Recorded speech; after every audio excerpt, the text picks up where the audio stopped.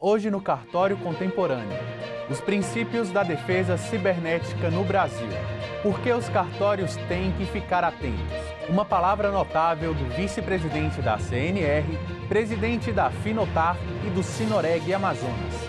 Tudo isso e muito mais você vê agora no Cartório Contemporâneo.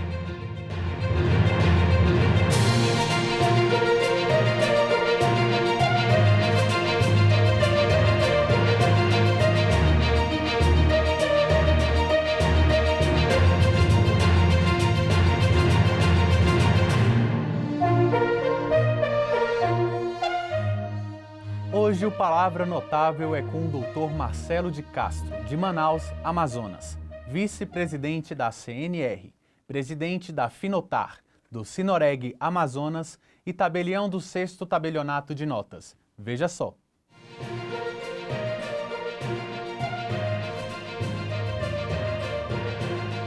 Certamente a pandemia representou um cenário de mudança em todos os segmentos da sociedade no mundo inteiro. Os cartórios, como entes diretamente integrados à vida social e econômica da comunidade, também precisaram enfrentar esse desafio.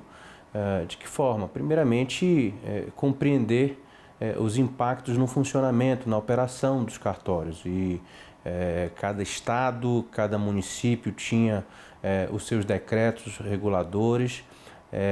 Havia no Brasil regiões mais afetadas do que outras, mas a preocupação maior era continuar atendendo às necessidades da população.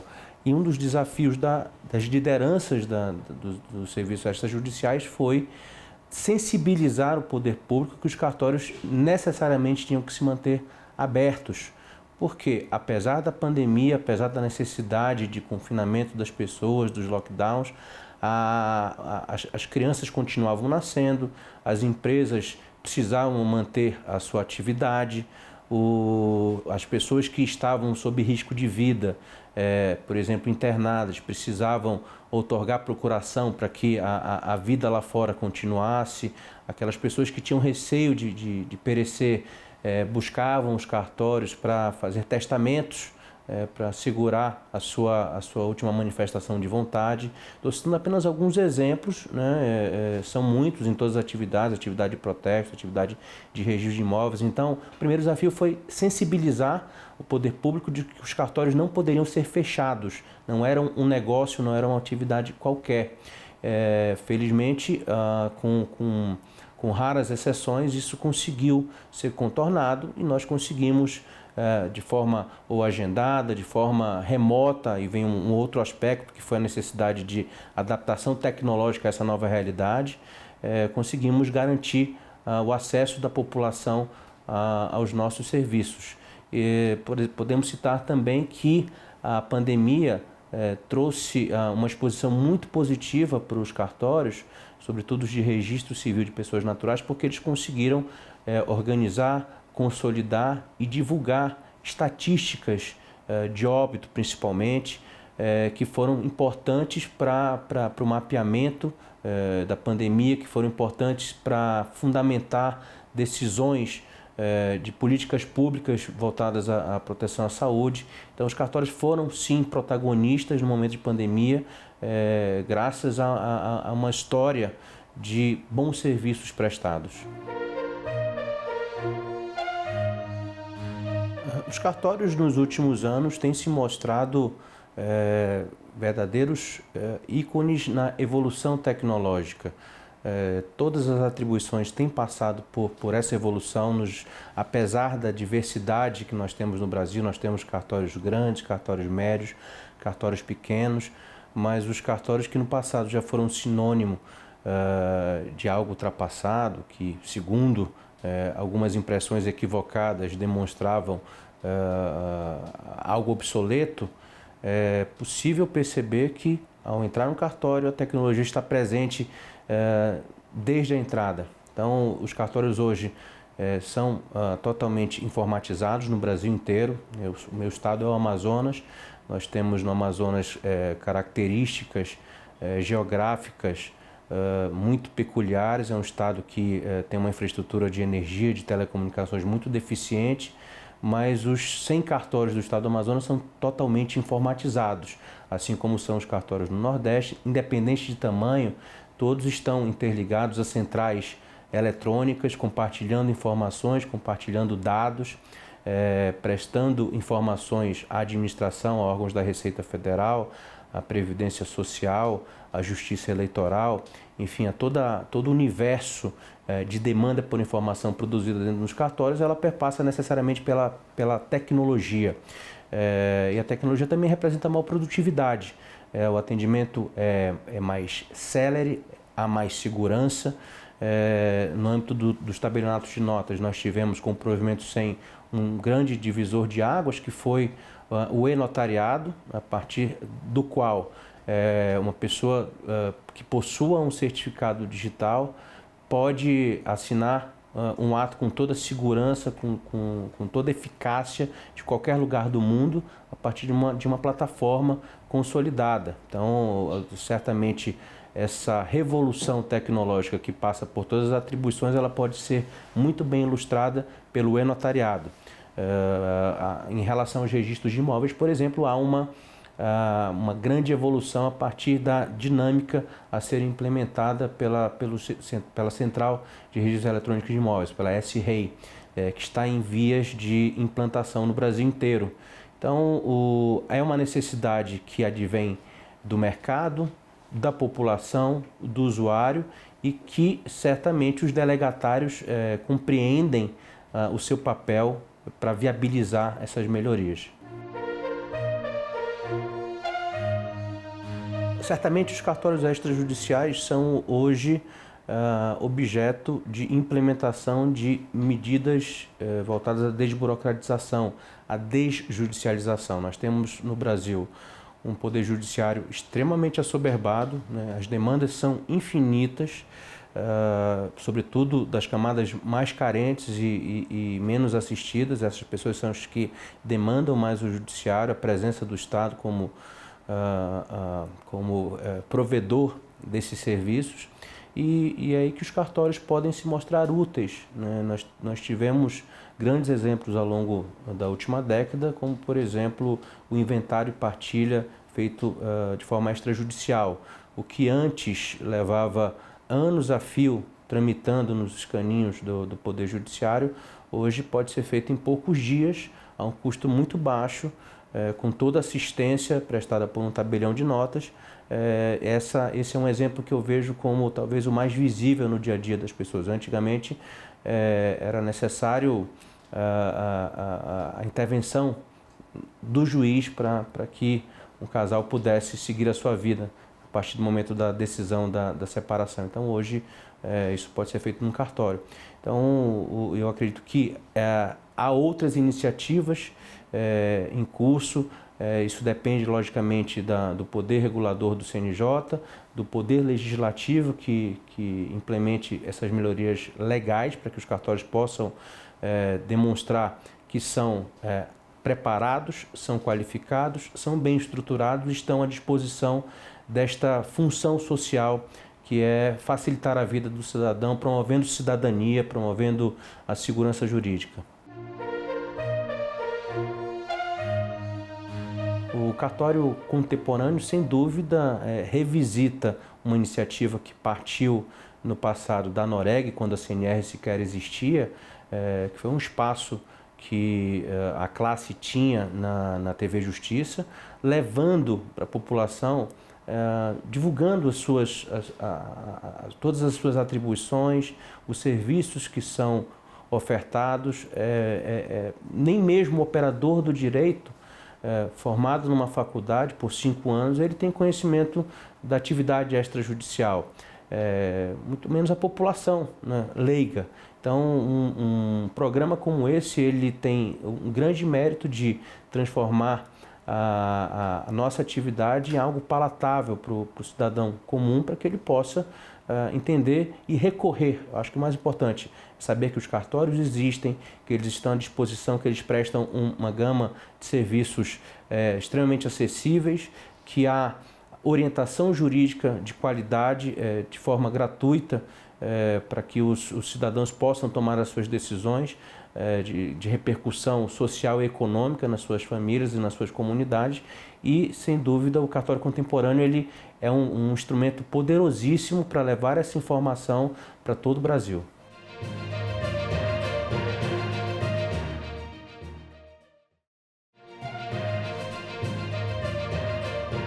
O professor Carlos Elias é doutorando e mestre pela Universidade de Brasília, especialista em Direito Notarial e de Registro, membro do Conselho de Orientação Editorial da Revista de Direito Civil Contemporâneo, RDCC, é consultor legislativo do Senado Federal na área de Direito Civil, Processo Civil e Direito Agrário. Hoje, ele veio conversar conosco sobre a Lei nº 13.786 de 2018, a Lei do Distrato. Como vai, professor?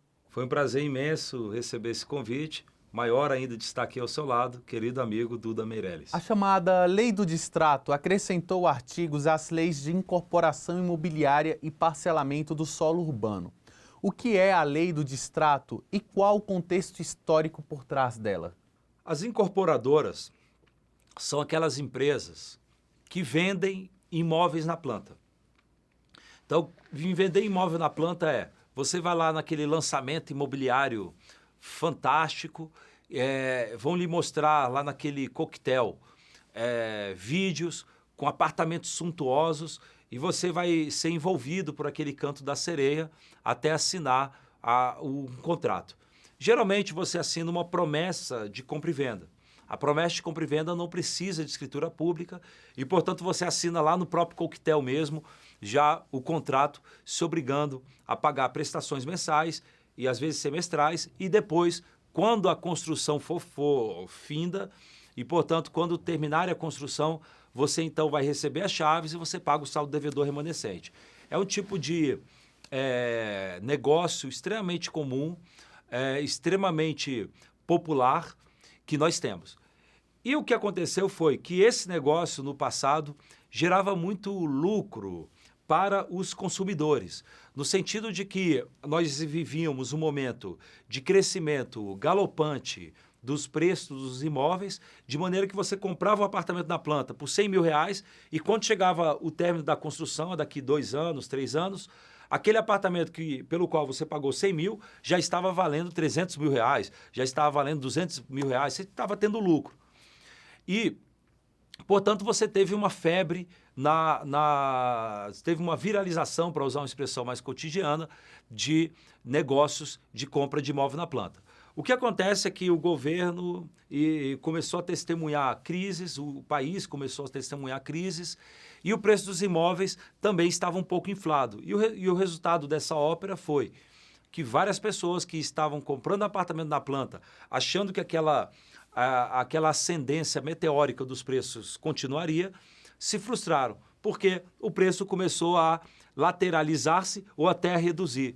Muita gente comprava um apartamento na planta por 300 mil reais e quando vinha o momento da entrega das chaves, o apartamento continuava valendo 300 mil, ou às vezes até baixava. Se você fosse comprar um apartamento já construído, era 200 mil, era 250 mil, era menor o valor.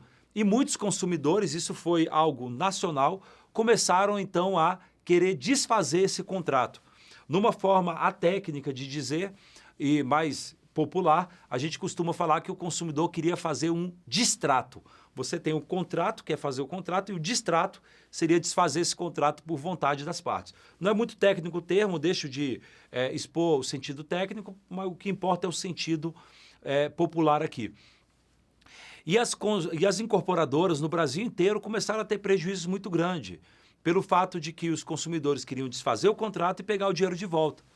A multa que era cobrada pelas incorporadoras, às vezes no contrato era uma multa altíssima, só que o judiciário declarava abusiva aquelas taxas de multa e reduzia para 10% a 15%. Essa era a prática na jurisprudência.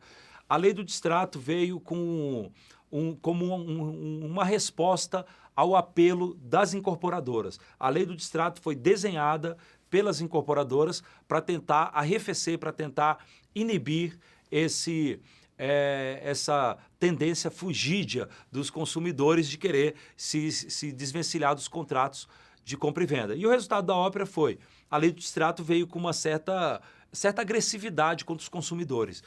Se o consumidor quiser desistir, primeiro, há uma discussão se ele pode ou não desistir. Há quem defenda que ele não pode desistir, só com justo motivo. E em podendo desistir, ele vai pagar uma multa de 25% a 50% do valor pago, quando for caso de incorporação imobiliária. Quando for caso de loteamento, chega a 10% do valor do contrato. E, portanto, você começou a ter uma certa agressividade. A incorporadora só tem que devolver o dinheiro depois de finda a obra. Então, o consumidor desiste porque ele tem que gastar com saúde da mãe e ele não vai poder desistir simplesmente porque ele até pode desistir, como a gente mencionou, mas ele só vai receber o dinheiro de volta quando terminar a obra. Quer dizer, a gente teve uma lei um pouco indecente, eu diria, contra o consumidor. O consumidor, em geral, não sabe disso, porque não são juristas. Às vezes até o jurista não sabe disso, mas os consumidores que assinam contratos de compra de apartamento na planta estão quase que se colocando uma corda no próprio pescoço para ir por o além. Quais as novas mudanças que a lei do distrato trouxe para o mercado imobiliário? E com a pandemia, houve alguma mudança na lei? A realidade é que essa lei nasceu e pouco tempo depois o mundo foi, infelizmente, acometido por uma pandemia terrível, lancinante, que fechou cidades e acabou causando inflação e causando muito problema pessoal para as pessoas, para os indivíduos. E aí temos um problema, a gente não chegou a ver essa lei ser ainda tão utilizada. O STJ, Superior Tribunal de Justiça, entendeu que essa lei só seria aplicada para novos contratos. Eu cheguei a escrever um artigo junto com o meu amigo Bruno Matos, que é consultor legislativo, e nesse artigo, a gente detalhou tudo sobre essa lei. Esse artigo está disponível na internet. Basta você colocar Carlos Elias e Bruno Matos, você vai ver esse artigo disponível. O ministro Luiz Felipe Salomão, no STJ, até nos deu a honra de citação quando decidiu que essa lei só se aplica para novos contratos. E a questão é que a gente não teve tantos novos contratos após a lei do distrato. A pandemia, de uma certa forma, paralisou um pouco o mercado. Aí, claro que teve contratos, teve lançamentos, não estou dizendo que não houve, mas não com tanta intensidade. E, por consequência, não temos ainda como avaliar e fazer um balanço dessa lei. Mas minha leitura e meu presságio é que essa lei, na verdade, ela vai dificultar um pouco o mercado. Consumidores mais esclarecidos não vão assinar contratos comprando apartamento da planta, salvo se ele verificar algum interesse econômico e tal, mas aquele consumidor médio, o homem médio, como a gente costuma dizer no direito, o demand de Clefambus, que é a expressão que os britânicos usam, não vai assinar, porque o demand de Clefambus, o homem médio, é aquele camarada que vai comprar o único imóvel da vida, ele juntou durante 15 anos dinheiro para poder comprar aquele apartamento e ele assinar um contrato para comprar apartamento na planta, com esses tipos de condições legais, é um suicídio. A realidade é que é melhor comprar um apartamento já construído. Primeiro que o preço é quase igual e segundo que eles estão vendendo, quando você compra apartamento da planta, você compra uma fantasia, porque é entregue para você fotos, imagens com todos aqueles recursos que pessoas talentosas das comunicações sociais conseguem fazer e conseguem colocar o canto da sereia, e aí você acaba caindo, se você não for Homero e se amarrar no maço, você acaba caindo nesses golpes. Não digo golpe, mas nesses negócios um pouco complicados. Eu sei que eu estou sendo um pouco crítico, mas eu estou sendo crítico porque a lei foi agressiva, foi indecente mesmo contra os consumidores. De maneira que é muito melhor comprar um apartamento já construído.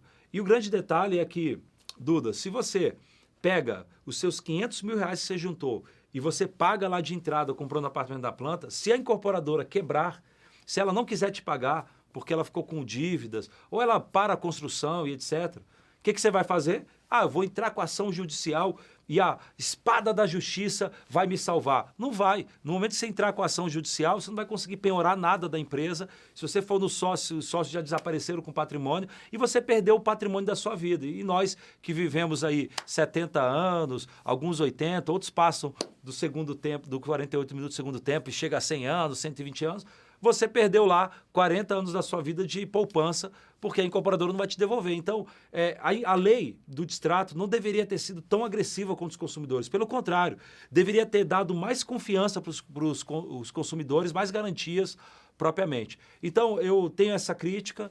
Claro que esse tomate que eu estou jogando não é no sentido de que as incorporadoras são vilãs e tal. Não, eu digo que a atuação legislativa é que foi um pouco agressiva. Então, não dá para fazer um balanço propriamente, dizendo se a lei do distrato estimulou ou não o mercado. Para mim, ele vai desestimular o mercado,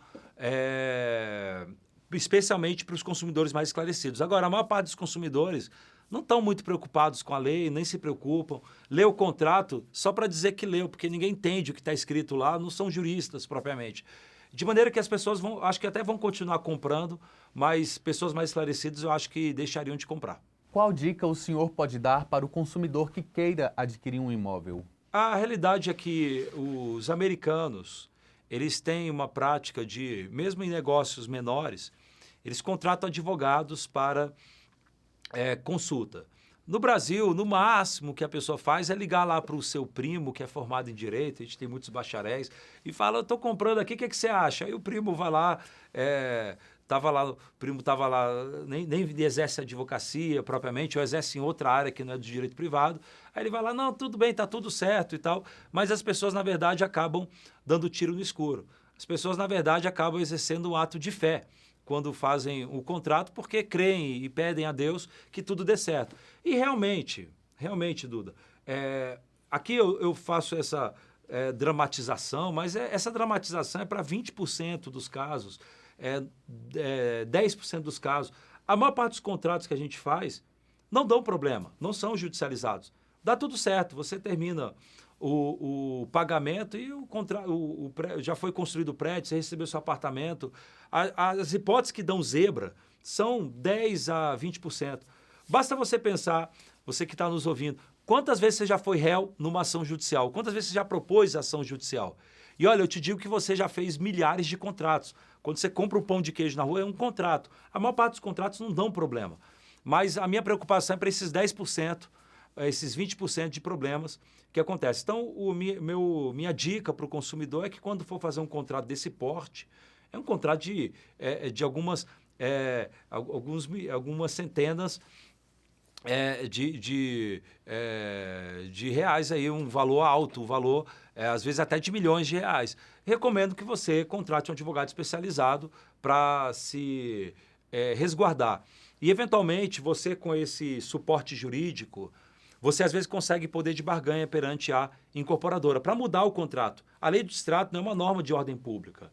É uma lei que admite pacto em contrário. Então, se você no contrato colocar cláusulas diferentes, tranquilo. Eu digo que as incorporadoras, por experiência própria de uma ajuda que eu dei a um colega, as incorporadoras não costumam aceitar muita alteração do contrato, não. Se você pedir para mudar as cláusulas, elas simplesmente falam, não vou mudar nada. Se quiser, compra. Eu não compraria. Eu, no mínimo, se for comprar apartamento da planta, no contrato, coloque as cláusulas que afastem a heterodoxia exagerada e extravagante da lei do distrato. E é possível ser feito isso, mas você precisa de auxílio jurídico. Mudanças na jurisprudência gera insegurança jurídica? Por quê? A realidade é que a lei do distrato, em alguns pontos, Duda, a gente diz no direito, positivou aquilo que já era admitido. Positivar é colocar no texto aquilo que a jurisprudência já colocava. Por exemplo, a multa de 25%, os tribunais, depois de muita briga e tal, geralmente eles colocavam de 10% a 15%. Mas depois os tribunais, o próprio STJ falou que é possível ter uma cláusula de retenção de 25% do valor pago. Mas a lei do distrato foi um pouco além e permitiu você subir para 50% se houver patrimônio de afetação. O que não tem conexão nenhuma. O patrimônio de afetação é para proteger o consumidor propriamente. Não tem nada a ver, não tem justificativa nenhuma para colocar a 50%. Mas aquilo que você pagou, você pode perder 50% quando for incorporação imobiliária. Quando for loteamento, é outro regime, não é propriamente isso, porque você paga sobre o valor do contrato em princípio. E, portanto, a jurisprudência, eu não diria que vai mudar.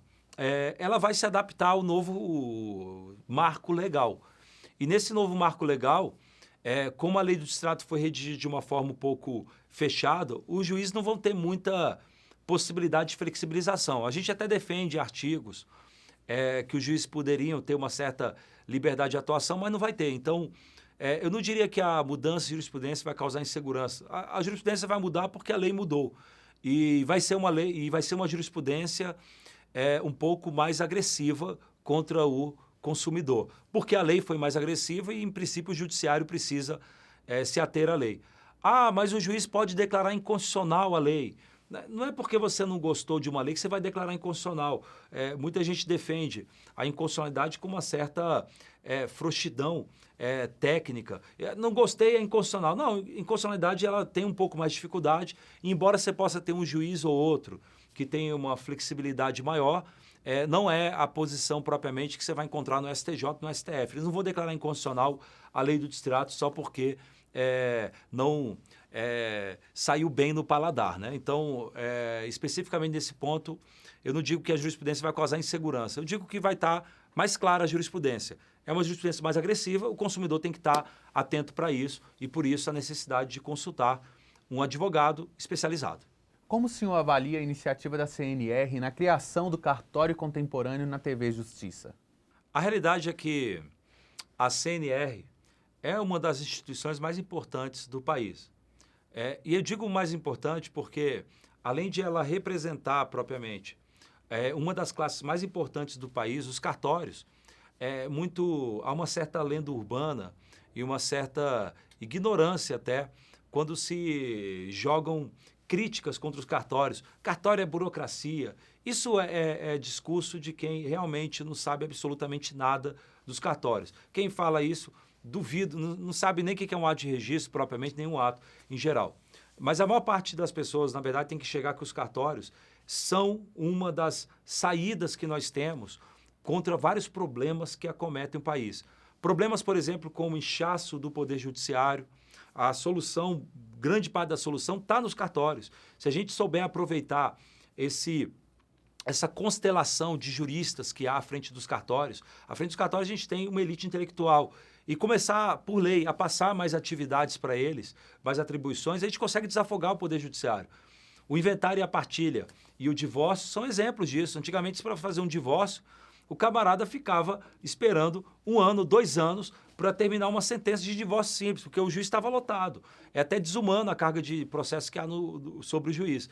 E um desses problemas, por exemplo, foi resolvido por meio dos cartórios.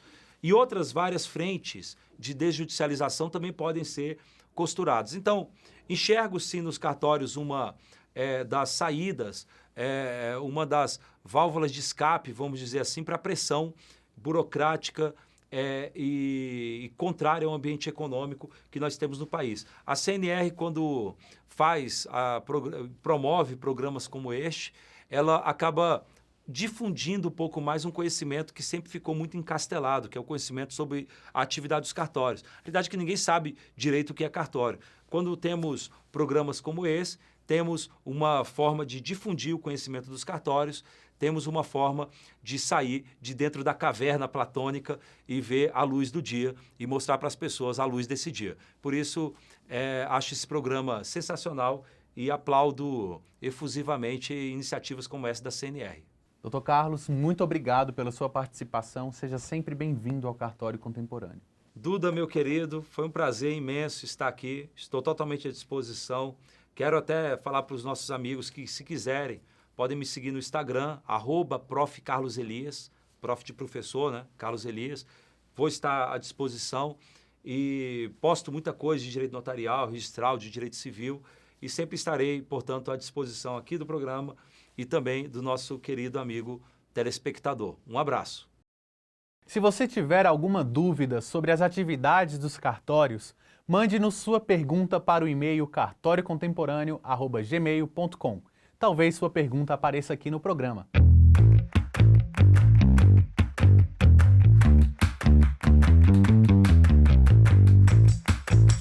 Jussiele Montana, de Porangatu, Goiás, pergunta: o que precisa para se divorciar extrajudicialmente?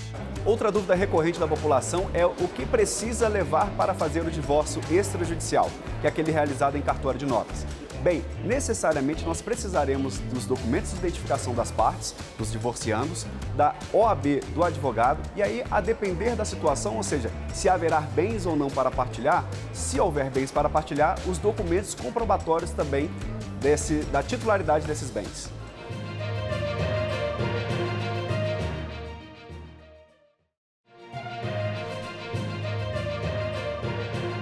Carlos Pomajerski é mestre em Poder Legislativo pelo Centro de Formação, Treinamento e Aperfeiçoamento da Câmara dos Deputados, CEFOR, com período sanduíche na Universidade de Harvard, e é tabelião público no 2º Ofício de Ribeirão Cascalheira. Ele falou conosco sobre sua tese de mestrado, A Defesa Cibernética no Brasil. Olá, Dr. Carlos Pomajerski, seja bem-vindo ao Cartório Contemporâneo. Tudo bem com o senhor? Tudo bem, Duda? Graças a Deus, estamos aqui, mais esse programa. Vamos lá. Qual a importância da defesa cibernética? A defesa cibernética ela é fundamental para todo o país, visto que as nossas estruturas, serviços, ativos, enfim, interligação, muita capacidade de cooperação, ela está ocorrendo, né, por meio cibernético. Hoje em dia, nós, notários, registradores, inclusive realizamos atos que são cibernéticos. Então, a própria estrutura do Estado e da sociedade como um todo, ela é garantida pela defesa cibernética, segurança cibernética, e isso também é muito importante em relação às nossas questões de infraestrutura crítica. O que é uma infraestrutura crítica? Bom, infraestrutura crítica, de uma forma perfunctória, seria a questão de ativos, serviços, que fazem parte e que são essenciais ao desenvolvimento da nossa sociedade como um todo. Então, por exemplo, luz, a questão de toda a energia, questão de informações, a questão do sistema financeiro e assim por diante. Então, a infraestrutura crítica, ela é tudo que afeta isso de uma forma negativa. Na verdade, a infraestrutura crítica, eu falo de uma análise perfunctória, né? Porque a doutrina ela diverge, tem várias definições específicas, né? Mas ao modo mais simples seria justamente isso: ativos, serviços, podem ser públicos ou privados que venham a desencadear algo numa esfera global, social, assim, de um modo geral, afetar toda a sociedade. Energia, telecomunicações, sistema financeiro, e isso está muito ligado exatamente hoje em dia com a questão cibernética, porque os nossos dados eles estão todos na internet, a gente tem carteira de motorista virtual, a gente está fazendo agora nos próprios cartórios as escrituras que são virtuais também, documentos virtuais, assinaturas digitais, né? E então é exatamente isso. E a defesa cibernética, assim como a segurança cibernética, elas estão interligadas, protegendo isso. A gente vê isso no Brasil de uma forma, eu digo até que corriqueira. Por quê? No governo Dilma, a gente teve a invasão de hackers, né, no sistema brasileiro. Bom, nós tivemos como exemplo agora, o final de 2021 também, né, o ataque à database do SUS, em que basicamente foram corrompidos, bloqueados o acesso às informações de quem tinha tomado a vacina. Isso daí é uma infraestrutura crítica, porque é um serviço que o governo dá para as pessoas, né, digamos assim, na questão de segurança. As informações que estão lá, elas podem vir a desencadear um caos, né, em toda a sociedade. Então, justamente a defesa cibernética, a segurança cibernética garantem com que isso não aconteça, né? Principalmente nas infraestruturas críticas. Dr. Carlos, na sua opinião, o Brasil está muito atrasado em matéria de defesa cibernética em relação ao resto do mundo? Bom, o Brasil, ele, em alguns setores ele está bem, está avançando. Alguns setores ainda ele precisa evoluir, é claro, né? Até porque a tecnologia não para. Todos os dias a gente tem uma nova inovação tecnológica e parece que a cada dia você tem um telefone diferente, uma televisão diferente, a forma da comunicação com as pessoas se modificou e o Brasil ele precisa também, né, seguir essa tecnologia. Não só o Brasil, né, mas todas as estruturas governamentais, as estruturas do Estado como um todo precisam ter esse cuidado, digamos assim, essa preocupação para garantir a segurança cibernética e a defesa cibernética. Eu sei que a gente já tem vários programas em relação a isso, o próprio GSI da Presidência da República também algumas vezes se preocupa, né? As autarquias, vários órgãos governamentais estão investindo bastante em defesa e segurança cibernética, justamente para garantir. Mas existem algumas situações legislativas que poderiam melhorar muito a nossa, digamos assim, defesa e segurança cibernética. Eu, inclusive, fiz uma pesquisa em que pesquisei e obtive o título de mestre na Câmara dos Deputados. Tive a oportunidade de fazer o doutorado nos Estados Unidos, na Universidade de Harvard. E durante essa pesquisa eu fiz uma comparação entre o Brasil e os Estados Unidos, que, a meu ver, eu acredito que para a maioria dos países do mundo, vem a ser o país mais desenvolvido em relação à defesa cibernética. É pioneiro, é sempre a tecnologia de ponta em relação a isso, né? E eu vi que várias estruturas do próprio governo, do próprio Estado, entre aspas, elas são interligadas de uma forma melhor na questão de aplicação de orçamento, na questão da legislação, na questão da própria celeridade do rito, né? E isso afeta toda a infraestrutura e toda a prestação do serviço, entre aspas, né? Porque não é bem uma prestação de serviço, mas essa garantia da defesa e da segurança cibernética que são essenciais. O Brasil está no caminho, digamos assim, certo, né? Investindo e desenvolvendo, mas ainda tem bastante para melhorar. Justamente para não acontecer isso que sempre acontece, né? Tipo, desculpa, sempre não, mas que costuma acontecer em relação à invasão do SUS, aquele hacker que invadiu o sistema do governo Dilma, tivemos o roubo de dados do INSS, enfim, várias situações. Isso numa situação que a gente tem só a questão de dados, né?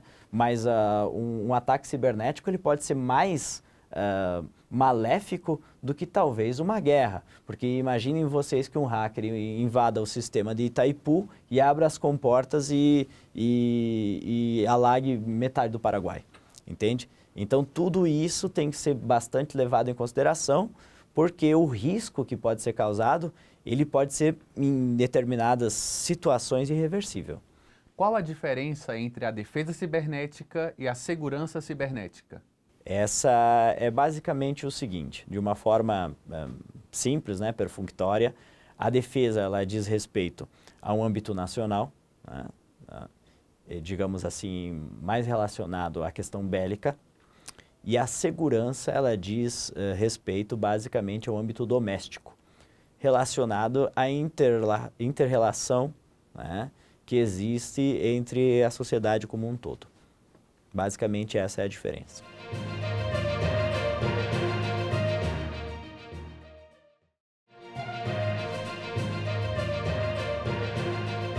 Com a modernização dos cartórios e a facilidade de se tirar documentos de forma online, deve-se redobrar a atenção com segurança e defesa cibernética? Com certeza. Na verdade, a gente precisa evoluir, é claro, como governo, como a sociedade como um todo, porque o cartório, as pessoas já não esperam a mesma coisa do cartório. Você quer resolver rápido no cartório, você quer que as coisas sejam ágeis, você quer que as coisas sejam digitais, que tenham toda uma segurança, uma infraestrutura. A partir do momento em que você acessa determinadas plataformas, em que você se conecta numa nuvem, numa internet, você abre a possibilidade também para que todos aqueles arquivos e toda aquela entrada que você deu sejam corrompidos. Logo, o nosso investimento, o nosso cuidado e o nosso zelo tem que ser muito maior,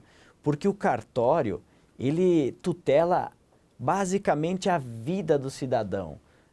O nascimento, o casamento, o óbito, a propriedade que ele tem, o nome que ele zela, ou seja, se o título foi protestado indevidamente, então os tribunais já dizem dano in re ipsa, a pessoa já tem que responder, né? Não precisa nem comprovar. Então, na verdade, o cartório é essencial para a sociedade, por toda essa tutela que ele faz.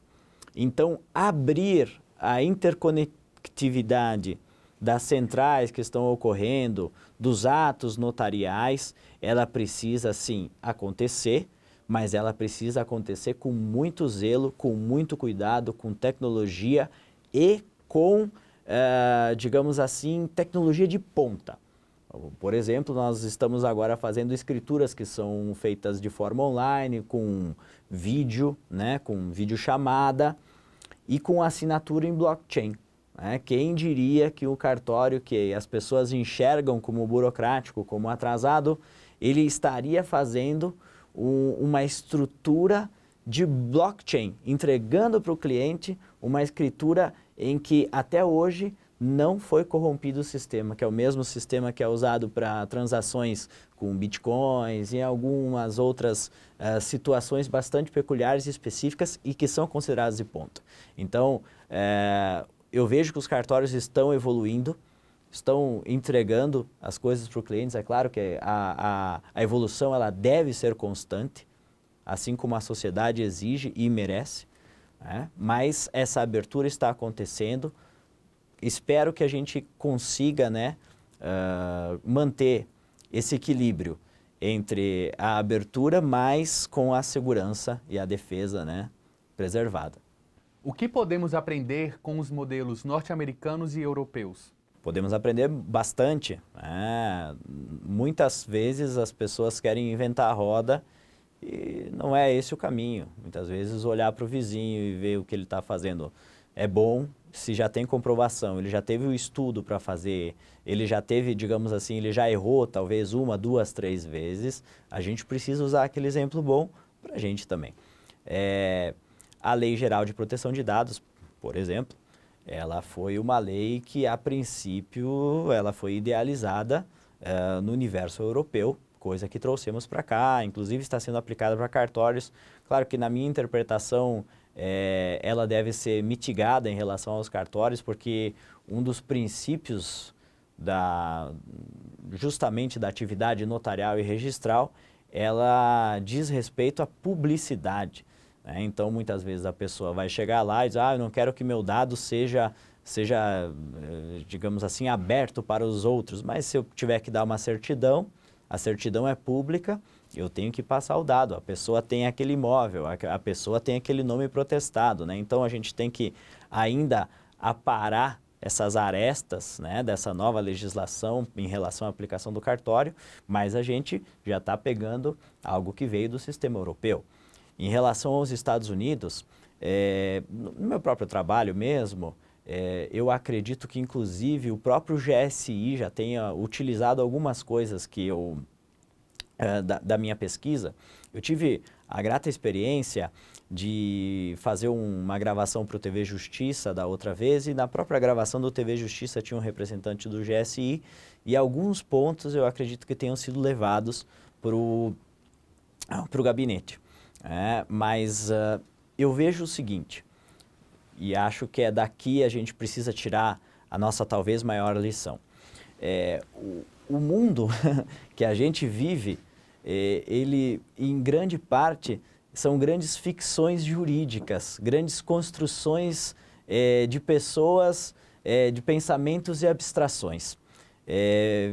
Dou um exemplo, uma pessoa jurídica. O que é uma pessoa jurídica? Uma pessoa jurídica é uma empresa ali, que ela não tem uma entidade, entre aspas, física, ela não é ninguém, ela é representada pelo seu presidente, mas mesmo assim ela tem uma personalidade jurídica, ela pode ser polo ativo num processo judicial, mas, entre aspas, ela é uma abstração. O que criou aquela empresa? A lei criou aquela empresa, o pensamento e a abstração criaram aquela empresa. E da mesma forma, a lei ela tem a capacidade de fazer o quê? De criar realidades. E a lei, se ela for mal feita, e muitas vezes é mal feita, ela acaba criando algemas, amarras e não deixa com que o Estado como um todo desenvolva, principalmente na questão da tecnologia, que é algo que é urgente, que do dia para a noite já está se modificando. Eu vejo que aqui no nosso país, talvez as amarras legislativas acabem prejudicando o nosso desenvolvimento tecnológico, influencia inclusive na nossa defesa e na nossa segurança cibernética. Então, para mim, a maior lição seria essa: fazer com que o legislativo, a defesa, o gabinete institucional, lá o GSI, e todos esses órgãos que dependem dessa urgência, eles convergissem, eles tivessem sinergia e trabalhassem de uma forma mais célere para que não fossem criadas amarras justamente para a gente poder desenvolver, né, para que o setor privado, em primeiro momento também, consiga, né, realizar os trabalhos e o próprio governo garantir toda essa defesa que o cidadão precisa, né, cibernética, né, e a própria segurança. Dr. Carlos, muito obrigado pela sua participação aqui no Cartório Contemporâneo. Seja sempre bem-vindo. Eu que agradeço o convite, fico muito honrado, né, de poder participar e contribuir para esse programa, né, que eu estou gostando muito, estou conseguindo acompanhar, e eu fico muito feliz. Espero poder voltar mais outras e outras vezes para tratarmos de outros assuntos, se Deus quiser, com boas notícias para toda a atividade notarial e registral. Muitas vezes, no Cartório Contemporâneo, pode aparecer algumas expressões que você não está acostumada. Por isso, venho aqui explicar alguns termos recorrentes no programa.